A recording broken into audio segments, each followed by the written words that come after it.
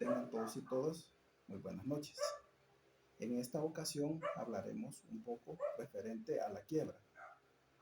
El artículo 498 del Código de Comercio nos dice: la declaración judicial de la quiebra será hecha por el juez competente de comercio contra el comerciante que ha cesado en el pago de sus obligaciones y es constitutiva de un estado del mismo. La quiebra es un procedimiento judicial el cual se lleva a cabo la liquidación de una empresa que se considera insolvente. Cuando el empresario no es capaz de pagar las deudas que tiene contraídas, una vez que se declara una quiebra, se pone en marcha una serie de mecanismos cuyo objetivo es salvaguardar el patrimonio existente y conceder cuál es la deuda total que habrá de que pagar con el producto de la liquidación de ese patrimonio. En el derecho antiguo, todo quebrado era fraudulento. Contra esta presunción absoluta de fraude se fueron admitiendo más tarde pruebas contrarias hasta llegar al derecho moderno, donde se tasan presunciones de culpa o fraude. Y se permite además contra alguna de ellas la prueba no culpable o fortuita. Quedan así compuestas dos clases fundamentales de quiebra.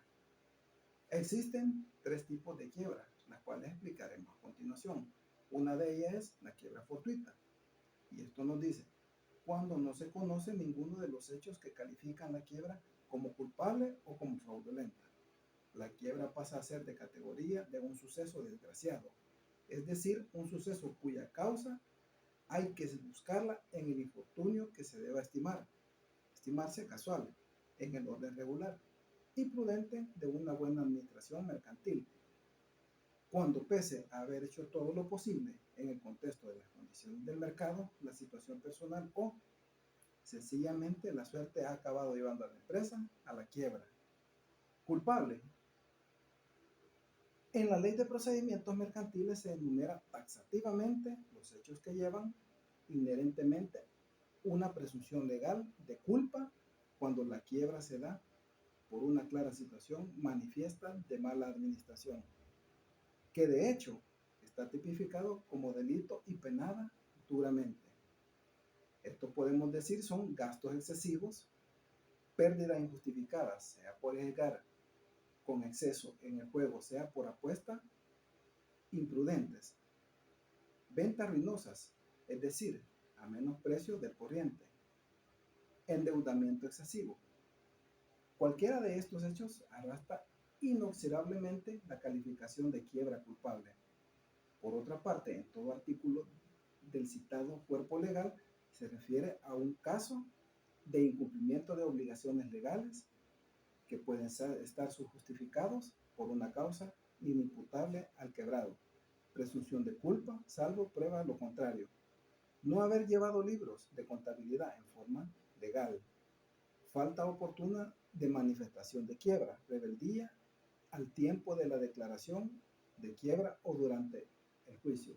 Fraudulenta consiste en que los agentes mediadores de comercio que infrinjan la prohibición de comerciar por cuenta propia, en la ley de procedimientos mercantiles se encuentran enumerados los hechos típicos de fraude dirigidos contra los acreedores, con el objeto de perjudicarles en sus derechos.